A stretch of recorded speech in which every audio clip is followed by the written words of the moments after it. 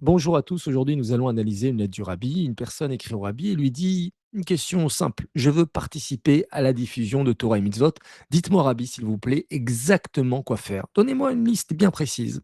Le rabbi, comme d'habitude, répond de manière surprenante et au lieu de donner une liste de tâches bien précises, il apprend à la personne à réfléchir et à prendre des initiatives. Le rabbi donc refuse de donner une liste et il explique que chaque ville est différente, chaque communauté a ses besoins. Celui qui vit sur place, il connaît mieux la réalité que quelqu'un qui a des milliers de kilomètres. C'est donc à lui d'observer, de comprendre les besoins et de trouver les meilleures solutions. Le rabbi ne veut pas fabriquer des exécutants, il veut former des leaders, des responsables capables de réfléchir par eux-mêmes. Et ça rappelle une histoire d'un chaliard, envoyé à Londres, dans les années 1950, qui s'appelait Rabbi Nachman Soudak. Et avant son départ, il pose cette question, la même, au rabbi. Rabbi, quand j'arriverai à Londres, qu'est-ce que je devrais faire? Et le rabbi répond simplement, il y a des milliers de choses à faire là-bas. Va là-bas, ouvre les yeux, observe et écris-moi ce que tu découvriras. Cette réponse, elle est extraordinaire. Parce que si le rabbi donne une liste précise, alors le chaliard va se limiter à cette liste précise. Surtout que c'est le rabbi qui donne cette liste, donc je ne peux pas, moi, faire plus que ce qu'on me demande et ce que le rabbi demande.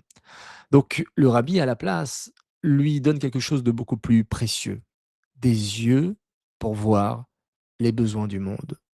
Et donc le rabbi, il nous disait pas seulement quoi penser, il nous apprenait comment penser.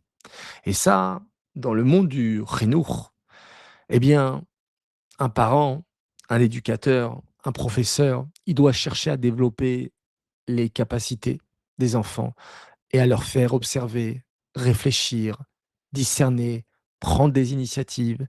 Comme ça, elles pourront continuer à agir d'eux-mêmes. Il n'y a pas plus grand de rendre les enfants responsables et de donner du sens à ce qu'ils font.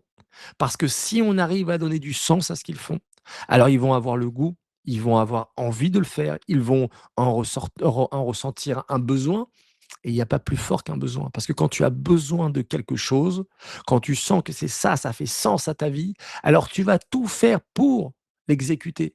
Et donc, tu seras responsable. Le rabbi nous demande d'ouvrir les yeux. Pourquoi tu dois attendre qu'on te dise quoi faire?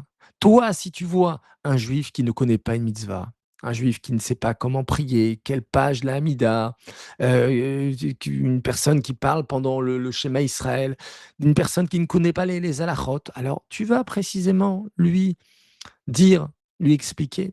Si tu vois une famille isolée, dans le besoin, un enfant qui a besoin d'apprendre et en difficulté scolaire, quelqu'un qui souffre, alors tu as déjà ta mission. Celui qui aime vraiment Hachem et son peuple, il n'attend pas les ordres. Quand il voit ce qu'il manque, il agit.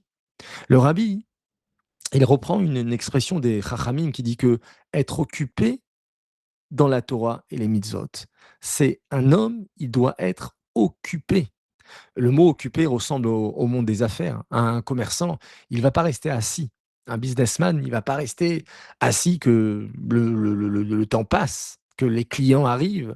Non, il va chercher des clients, il va prendre des initiatives, il va tout connaître, il va faire connaître son produit, il va créer des besoins, créer des opportunités.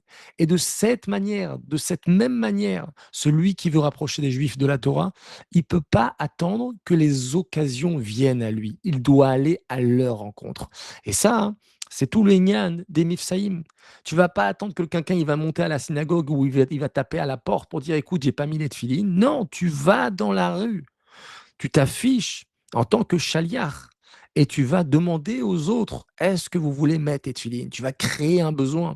Imagine cette personne, elle voulait absolument se connecter à Kadosh Baruch Hu. Elle attendait une réponse, elle avait prié la veille et elle attendait un signe de la part d'Akadosh Baruch Hu. Tu sais pas combien ça a d'impact. Et donc, le rabbi ensuite qui dit combien d'énergie on consacre pour gagner notre vie.